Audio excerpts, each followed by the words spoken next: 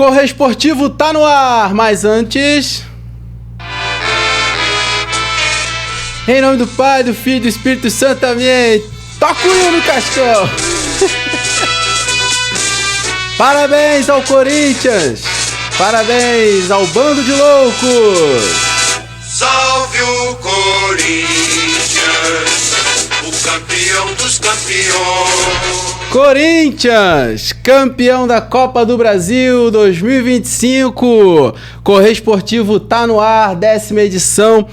Parabenizando desde já os corintianos, o Corinthians ontem superando o Vasco lá no Maracanã, no Rio de Janeiro, por 2-1, levando para casa então não só o título da Copa do Brasil 2025, mas também a vaga para a Libertadores 2026. E a gente começa então esse programa falando tudo dessa partida.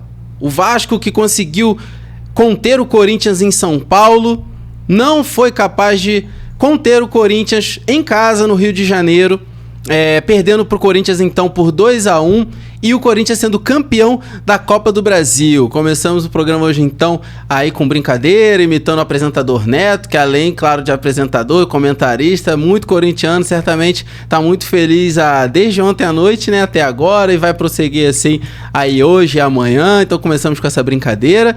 E nós vamos agora para a tela falar dos melhores momentos dessa partida que deu o título da Copa do Brasil para o Corinthians. Vamos para os melhores momentos.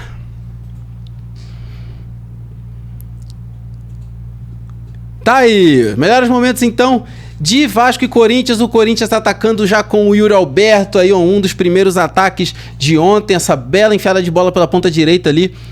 Yuri Alberto recebendo na ponta direita, chutando para fora. Cobrança de falta agora pro time do Vasco. Cabeçada do Ryan para fora. Corinthians agora lá saindo da defesa, tentando uma trama. Eu acho que é nesse lance que já vai sair o primeiro gol do Corinthians. Uma bola enfiada pela zaga ali pro Mateuzinho. O Mateuzinho viu muito bem o Yuri Alberto, fez esse lançamento e tá aí. 1-0 pro Corinthians. É gol! Yuri Alberto abre o placar no Maracanã. Yuri Alberto, que não acredito, acho que vai passar como melhores momentos, ele pouco tempo depois desperdiçou um lance muito parecido, assim, cara a cara com o goleiro, isolou. Yuri Alberto acho que tem um pouco disso, né? Ele é um atacante meio inconstante, né? Às vezes joga muito bem, às vezes mal, às vezes faz os gols, às vezes perde uns gols na cara, mas o gol que tinha que fazer ele fez. Acho que foi esse lance aí, ó. Ah, não, foi outro lance. Tentativa do ataque do Corinthians. Aí aos 25 do primeiro tempo, olha que lance, foi esse lance, depois de um golpe de karatê do meio de campo ali, olha só, cara, que maneiro que o jogador fez ali, relembrando os áureos tempos do Ibrahimovic, que fazia muito coisas assim, né, incomuns, surpreendentes, e o Yuri Alberto deu esse vacilo nesse ataque, poderia talvez ter decretado a vitória e o título do Corinthians já aí aos 25 do primeiro tempo. Agora ataque do Vasco, cabeçada ali do jogador no meio do gol, defesa fácil pro Hugo Souza. O Vasco que teve essa oportunidade de terminar o ano dando uma alegria pro seu torcedor, novamente, né, frustrando a grande massa cruzmaltina. Mais um ataque do Vasco aí aos 35 minutos do primeiro tempo. Olha, quase encontrou o atacante ali, foi por pouco, poderia talvez ter mudado também o curso da partida se fosse convertido em gol esse ataque. Ó, vacilo do Corinthians aí no meio de campo, que rendeu um contra-ataque pro Vasco, ó, Coutinho acionando assim. Esse rapaz jogando muito, eu reparei desde a semifinal, esse tal de Andrés Gomes, é um cara agudo, um cara, ó. Tanto que eu tô elogiando ele que foi numa jogada dele pela ponta esquerda do Vasco que saiu o gol do Vasco, o gol de empate ali aos 40 minutos, 41 do primeiro tempo. Esse cara, ele é agudo, como a gente diz no futebol. Ele fez um lindo cruzamento na cabeça do Nuno Moreira, deu uma bela cabeçada também, ó, de frente ali, certeiro, sem medo de ser feliz e de empatar a partida pro Vasco da Gama ali no finalzinho do primeiro tempo. Já segundo tempo, 6 minutos, ataque do Vasco tentando virar o jogo nas mãos do Hugo Souza. Cobrança de falta agora pro Corinthians, ó. 2 minutinhos do segundo tempo. Opa, ali um possível... A zaga do Vasco reclamou de falta ali. Não sei se a marcação chegou a parar tudo e marcar a falta. Início do segundo tempo, e Vasco no ataque tentando virar a partida, tentando ser campeão da Copa do Brasil. Belo chute forte ali no cantinho direito do Hugo Souza, mas que não foi páreo, defendeu. E foi aí, ó. Esse lance vai render o gol do Corinthians, que começou interessante desde lá de trás, né? Começou com vacilo do jogador, a indecisão do jogador, que rendeu uma roubada de bola.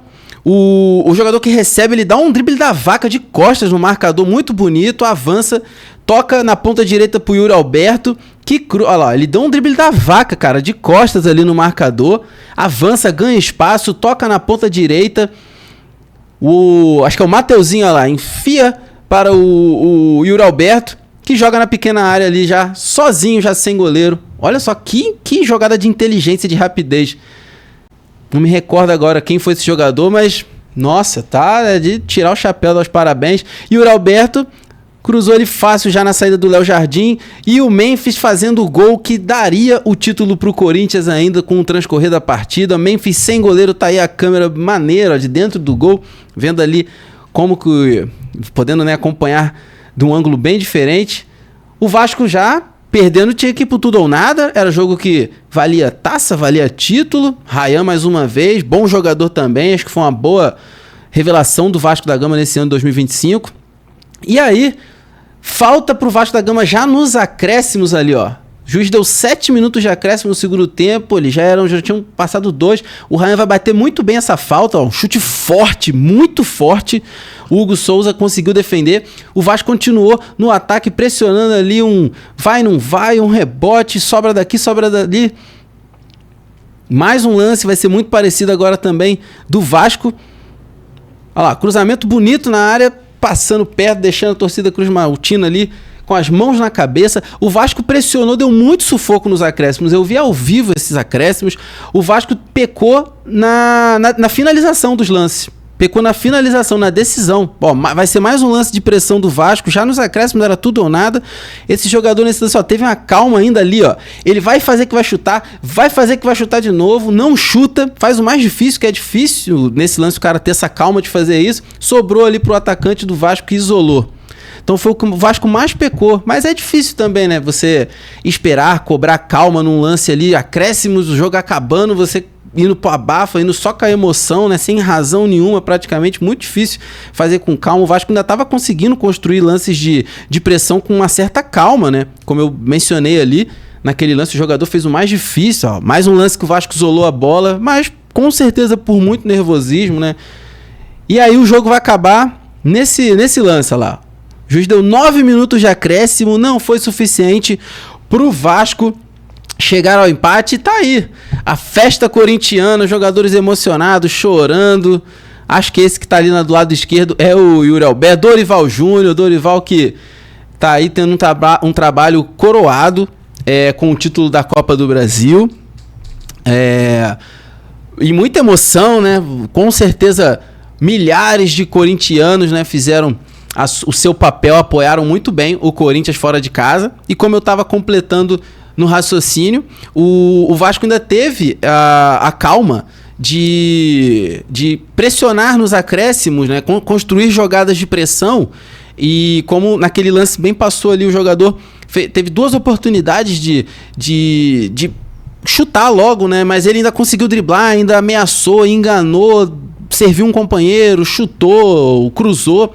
E eu vi isso muito claramente, né? O Vasco desperdiçando ali como a gente diz, não é nem no último terço, né? É mesmo no último lance, na definição da jogada, né? Fazendo a coisa com nervosismo, né? O Vasco teve 2 ou 3 chutes ali nos acréscimos, isolando.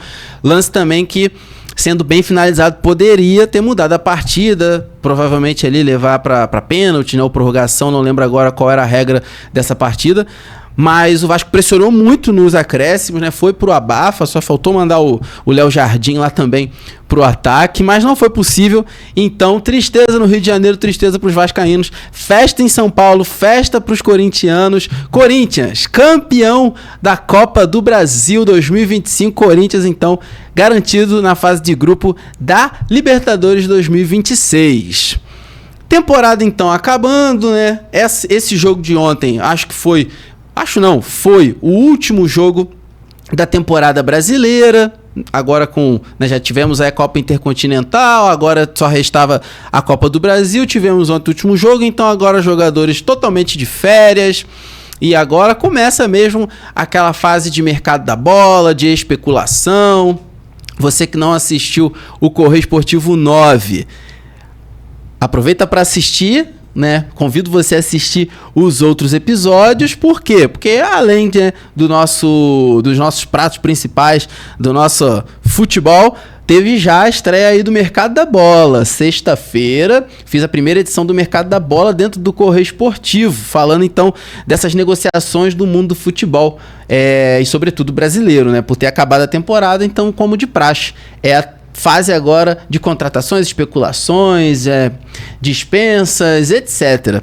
E você está convidado então para assistir o episódio 9, onde teve o Mercado da Bola. Estamos aqui gravando o episódio 10 com o segundo Mercado da Bola. Mas antes de falarmos do Mercado da Bola, vamos dar uma passadinha aqui na definição da primeira rodada do Paulistão 2026. O Campeonato Paulista do ano que vem, inclusive, ele já tá com a rodada 2, a rodada 3 já também definidos ali, dia, horário, quem enfrenta quem.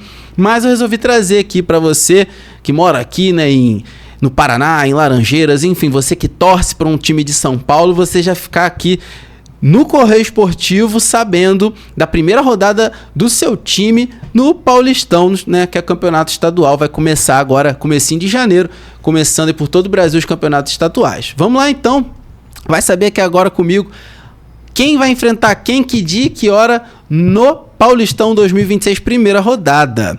Dia 10 de janeiro, é um sábado, às 15 horas, 3 da tarde, o São Bernardo vai receber o Capivariano. Ainda no sábado, às 16 horas, o Santos vai receber o Novo Horizontino, provavelmente na Vila Belmiro. Ainda no sábado, às 18h30, o Guarani vai receber o Primavera. Certamente Primavera, um time que sobe aí do A2, né? Da segunda divisão, digamos assim, do Campeonato Paulista. Ainda no sábado, dia 10, às 20h30, já, né, à noite, Portuguesa vai receber o Palmeiras. Então, o Palmeiras vai estrear fora de casa no Paulistão 2026. Já no domingo, dia 11, às 4 da tarde, né, 16 horas, o Corinthians, campeão da Copa do Brasil, recebe a Ponte Preta de Campinas. Às 17 horas, o Veloclube, provavelmente mais um time que veio da Série A2. Veloclube vai receber o Botafogo de Ribeirão Preto, domingo, dia 11 de janeiro, 17 horas. Ainda no domingo, às 18h15, o Noroeste recebe o Bragantino, Red Bull Bragantino. E fechando a primeira rodada do Paulistão 2026, 11 de janeiro, domingo, 20h30, o Mirassol recebe o tricolor paulista, o São Paulo. Essa então é a primeira rodada do Campeonato Paulista 2026. Lembrando então que a rodada 2 e 3 também já está definida, mas a gente conversa mais sobre Paulistão e campeonatos estaduais no ano que vem. Agora sim, mercado da bola. Vamos saber o que tá rolando no futebol nacional de contratação, de especulação, quem tá chegando, quem tá indo embora, quem será que vem, quem será que vai. O mercado da bola, né? Fim de temporada é isso aí, né? Mercado da bola tradicional. Agora, dando uma passada geralzona, né? Vamos falar aqui de vários clubes da Série A do Brasileiro. Começando lá em Minas Gerais, o atacante João Marcelo foi emprestado pelo Atlético Mineiro para o Shabab Al-Ahly dos Emirados Árabes. Então, atacante João Marcelo deixando o Galo. Vamos agora para o Rio de Janeiro, ainda no Sudeste. Vamos falar de Botafogo agora. O John Textor entrevistou o primeiro candidato ao cargo de treinador do Botafogo, é o argentino Martin Anselmi. Após conversa dessa segunda-feira, hoje, a negociação entre as partes avançou. Então tá bem confiante o Textor em contratar esse treinador. Então já houve um debate sobre termos de eventual contrato, né, tempo de vínculo, valores a serem pagos, essa coisa toda. O Textor, que é o dono da SAF do Botafogo, e o Anselmo conversaram de maneira virtual, então não foi presencial. Você declinou a proposta deles? Se eu declinei? Não quis ser técnico? Eu? Porque fizeram uma proposta antes de chamar o outro, né? Ah, sim, mas na verdade eu tô pensando, só que pela minha indecisão. Aí o Textor tá com pressa, mandou, né, o Ancelotti embora. eu como tô numa certa indecisão, tô pensando, aí ele já entrou em contato com o Martin Anselmo. Mas espera, Texto, espera, porque eu sou botafoguense, cara. Eu, teria o maior prazer. E meus agentes estão vendo, estão analisando junto comigo. Eu teria o maior prazer em treinar o Glorioso, mas espera um pouquinho aí, não fecha com o Anselmo ainda não. Eu te dou uma resposta até amanhã, viu? Então, fontes ouvidas pela veículos de comunicação, por exemplo, como o GE, afirmaram, né, que o estilo do jogo do treinador, que foi recentemente demitido do Porto de Portugal, é o desejado pela diretoria alvinegra. Mas o meu é melhor, hein? Espera, Texto, aqui. Espero que não perde por esperar. Confia no William Vinícius aqui, ó. O Kribas, da Ucrânia, ele ativou a cláusula da compra e adquiriu em definitivo o atacante venezuelano Gleiker Mendoza, um jogador que o Botafogo está interessado. O jogador então está nos planos do Botafogo, segue em tratativas com os ucranianos para contratá-lo. Então o time que esse jogador Mendoza, Gleiker Mendoza, ainda está atuando, comprou ele em definitivo. Mudando agora lá para o Nordeste, o Vitória fez proposta pelo volante Newton, volante Newton que é do Botafogo, mas o Botafogo recusou. O Botafogo então não quis não aceitou a proposta do Vitória pelo volante Newton, que foi muito usado agora nessa Série A pelo Botafogo. Agora vindo aqui para o Sul, aqui para o Paraná mais especificamente, vamos falar do Coxa. O Coxa, Coritiba, entrou na briga para contratar o atacante Eric, que pertence ao São Paulo, defendeu o Vitória nessa temporada agora. O departamento de futebol, lá em sincronia com o técnico Fernando Seabra, prioriza a chegada de 2 reforços específicos. Um centroavante de peso, um lateral esquerdo com status de titular. Então o Coritiba está atrás então de centroavante de peso e um lateral esquerdo que chegue já para tomar conta da posição. Os nomes aí que foram consultados do cenário nacional, Verrete do Vasco, bom centroavante, Tiquinho Soares, que brilhou com a camisa do Botafogo, né, e tá no Santos, e o Eduardo Sacha, que tá no Bragantino. Voltando para o Rio de Janeiro, agora Flamengo. Um apanhado geral aí do que tá rolando lá no Flamengo, ó. Tá de saída do Clube da Gávea. O Matheus Cunha, goleiro, tá em final de contrato com o Flamengo, assinou com o Cruzeiro já, então o cara mal saiu do Flamengo, já tá empregado de novo, vai vestir as cores, defender as cores lá da equipe celeste de Minas Gerais. O zagueiro Pablo, fora dos planos, está treinando separadamente durante todo o ano que treinou, né? Separadamente todo o ano de 2025. O zagueiro Pablo vai para o São Bernardo depois do vínculo com o Flamengo. O atacante Juninho, que era do Nova Iguaçu, né? Vestiu as cores do Flamengo esse ano, foi vendido para o Pumas do México. Então Juninho tá de malas prontas lá para o México. E o zagueiro Cleiton não renovou o contrato e assinou até 2030 com o Wolfsburg da Alemanha. Pode chegar no Flamengo o Gabriel Brazão, goleiro do Santos, com essa saída do Matheus Cunha, né, o primeiro jogador, como eu falei. O goleiro do Santos virou, então, preferido da diretoria do Flamengo. E o Vitão, um zagueiro, né, que joga no Internacional, o Clube Carioca Flamengo então procurou novas informações sobre o zagueiro do Inter para a próxima temporada. Então o Flamengo está sondando esse zagueiro, então o Vitão do Inter, para fazer parte do seu elenco. Fluminense agora, Thiago Silva, né, o capitão Thiago Silva, o selecionável Thiago Silva, o campeão Thiago Silva, ele assinou o contrato, né, rescindiu com o Fluminense e fechou o seu acerto pro futebol europeu. O Thiago Silva vai jogar no Porto de Portugal, né? O Thiago Silva que já tinha rescindido com o Fluminense depois dessa eliminação na semi pro Vasco na Copa do Brasil. Então o Thiago Silva, o interminável Thiago Silva, mais um jogador brasileiro entrando para esse seleto grupo dos eternos, né? Thiago Silva tá com 41 anos, não tá cansado não, tá com a cabeça boa, tá com o físico bom, não vê motivo para parar e volta para a Europa, vai jogar lá em Portugal, no Porto. Agora vindo para São Paulo, Palmeiras acertou então no último sábado, anteontem, a venda do volante Aníbal Moreno para o River Plate da Argentina. River Plate ofereceu 7 milhões de dólares, rapaz, quase 39 milhões de reais por 100% dos direitos econômicos, valor pago pelo Palmeiras há 2 anos atrás.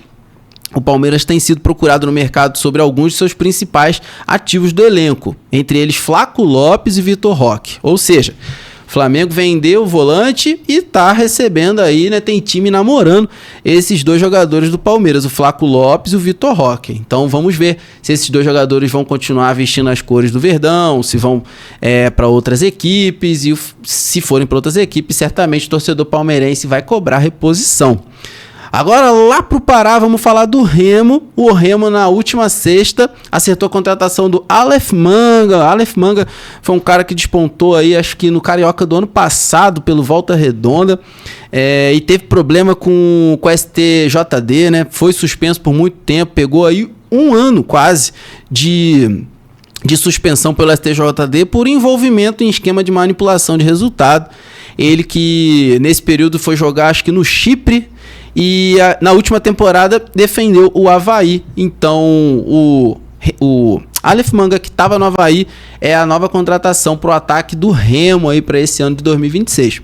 Voltando aqui para São Paulo, o Santos está avaliando o futuro do centroavante Alfredo Morelos, de 29 anos, tem contrato até o fim do ano que vem, colombiano, é uma espécie de incógnita então na Vila Belmiro, depois do período em que ele foi emprestado para o Atlético Nacional. Então, atacante Morelos, que é colombiano, estava emprestado para o time lá do seu país natal, o Atlético Nacional, está voltando para a Vila Belmiro, e o Santos, segundo informações, né, não sabem do que fazer com o jogador, ele não está muito ali fazendo parte dos planos. Vamos ver para onde vai, quem o Morelos vai defender em 2026. Voltando para o Rio, o Vasco, vice-campeão da Copa do Brasil, encaminhou a renovação do contrato do Puma Rodrigues, lateral direito. Ele e o clube estão com um acordo verbal e devem assinar então nos próximos dias um novo vínculo. A proposta do Vasco para ele é um contrato de 2 anos.